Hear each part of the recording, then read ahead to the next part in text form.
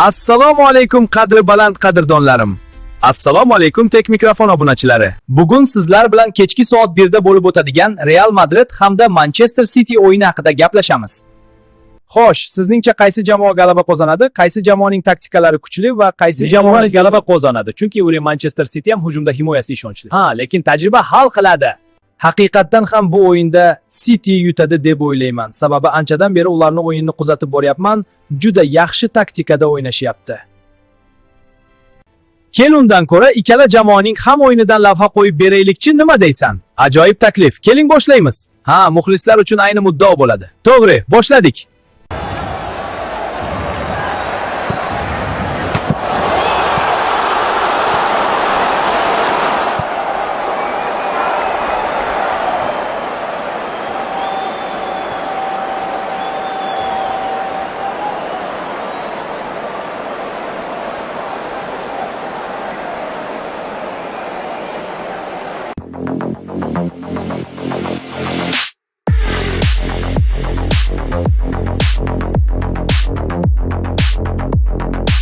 Kel iPhonejon o'yin o'ynaymiz. Men City'ga muxlislik qilaman, sen esa Realga. Kim yutqazsa shart bajarishdan o'ynaymiz. Mayli, faqat shartni kommentda aniqlaymiz.